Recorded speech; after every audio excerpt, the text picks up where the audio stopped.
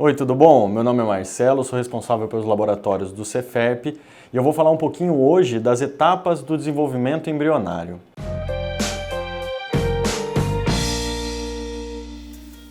Por que isso é importante? Porque muitas pessoas não conseguem ter noção do que acontece no desenvolvimento do embriãozinho para virar uma pessoa.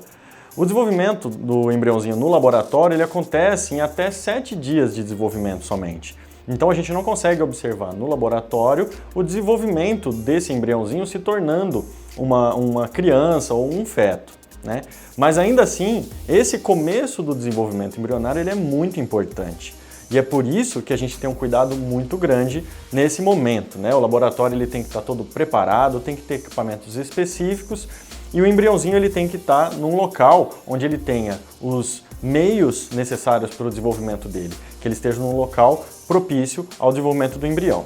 E o que acontece nesses primeiros dias de desenvolvimento do embrião no laboratório? Então vou falar um pouquinho do que acontece lá dentro, né? A gente tem o óvulo e o espermatozoide e a gente une esses dois gametas no dia zero, que a gente chama do laboratório. Então, nesse momento, a gente coloca os espermatozoides junto com os óvulos, pode ser através da fertilização in vitro convencional, onde a gente coloca uma quantidade grande de espermatozoides na mesma gota, né, dentro de uma plaquinha de desenvolvimento, e esses espermatozoides encontram o óvulo. E a gente observa a fertilização somente 16 a 18 horas desse contato, né, do espermatozoide com o óvulo.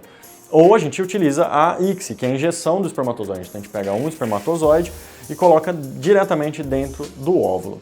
Esse embriãozinho ele fica dentro de um equipamento específico, que é uma incubadora. Então, o laboratório, ele na verdade serve para mimetizar, para simular o útero da mãe, né?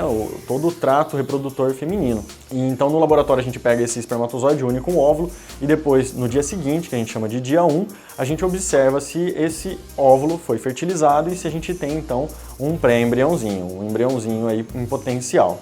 E a gente observa algumas estruturas ali, né? Algumas estruturas morfológicas que mostram para a gente, para o embriologista, que isso aconteceu. Depois a gente tem o segundo dia de desenvolvimento, onde a gente espera a clivagem, onde o embrião ele começa a se dividir. Então, de uma célula, né, fertilizada, do óvulo fertilizado, desse pré-embrião, a gente passa a ter 2, 4, 6, né, e a gente chega no terceiro dia. Nesse dia de desenvolvimento embrionário, a gente tem algumas possibilidades, que é o congelamento no terceiro dia, ou a gente tem a transferência embrionária, ou a gente vai levar esse embrião para o 5º dia, que a gente chama, né? Então até esse terceiro dia, o embriãozinho, né, esse pré-embrião, ele utiliza dos meios de cultivo, ele utiliza de alguns nutrientes específicos do meio de cultivo e ele precisa estar numa incubadora aquecida, que é a 37 graus, e com gases controlados. Esses 3 dias de desenvolvimento embrionário são importantíssimos, né? A gente tem uma média de fertilização, ou seja, de óvulos que são injetados para embriões formados, ou seja, para embriões fertilizados de 80% mais ou menos. E de embriões fertilizados para embriões clivados de 90% a 95%. Então a gente tem uma perda natural que acontece nesse processo, para a gente até chegar no terceiro dia. E no terceiro dia de desenvolvimento embrionário, então, a gente tem essas possibilidades de realização, né, do laboratório. Antigamente, a gente não tinha o cultivo até o 5º dia ou o 7º dia, né, em alguns casos.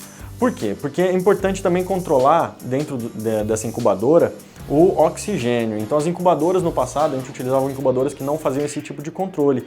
Então os equipamentos foram aprimorados, os meios de cultivo também foram melhorados e agora a gente, já há um bom tempo, na verdade, a gente já tem a possibilidade de levar o embriãozinho ao máximo do desenvolvimento embrionário in vitro dele. A gente vai chegar num estágio em que não dá para fazer nada a não ser transferir para o útero da mãe, né? Ele vai precisar ter um tecido para implantação e é o endométrio da mulher. Ainda não existe nenhum equipamento que simule o útero, né? Que simule o local para esse embriãozinho implantar, começar a fazer trocas, né? com esse útero para poder desenvolver aí sim num bebezinho. Então esses equipamentos tiveram uma evolução importante, os meios de cultivo tiveram uma evolução importante e hoje nesse terceiro dia a gente pode decidir então talvez levar esse embriãozinho até o 5º ou 7º dia. Por que isso é importante? Porque quanto mais a gente avança no desenvolvimento embrionário, maior a chance de gravidez por transferência. Então a gente acaba aumentando a chance desse casal engravidar, dessa mulher engravidar, porque a gente tem embriões que já passaram por alguns processos que a gente acabou observando in vitro, e se o embriãozinho para o desenvolvimento, a gente acaba não congelando ou não transferindo esse embrião, coisa que quando a gente transfere para o útero da mamãe, a gente não sabe se isso vai acontecer.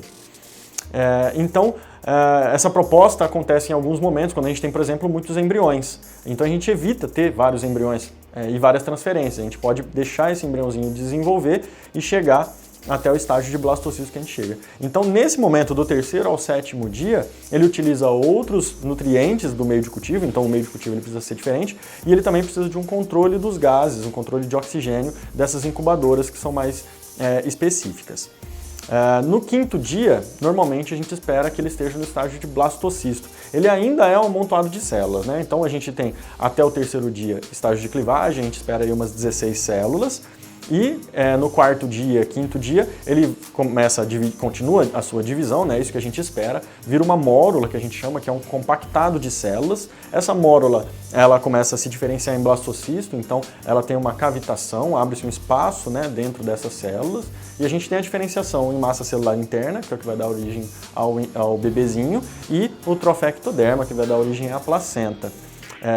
Em alguns casos, esse desenvolvimento pode ser um pouco atrasado, mas não necessariamente esse embrião ele é inviável. Por isso que em alguns momentos a gente deixa até o 6º dia, ou até mesmo até o 7º dia, em alguns casos que a gente precisa que o embrião esteja no estágio de blastocisto, como por exemplo a biópsia embrionária.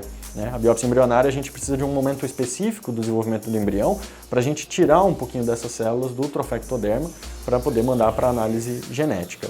Então, basicamente, no laboratório a gente tem esses 7 dias de desenvolvimento, a gente não tem diferenciação celular em órgãos, em tecidos complexos, né? A gente não tem formação de perninha, de bracinho, na verdade o embrião, ele acaba ficando, até o 7º dia, ele acaba se tornando somente um amontoado de células, onde a gente tem a massa celular interna, que a gente consegue prever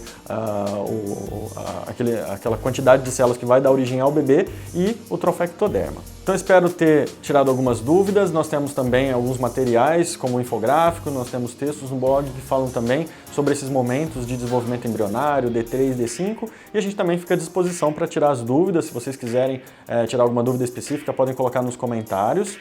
Curtem e compartilhem esse vídeo. Obrigado!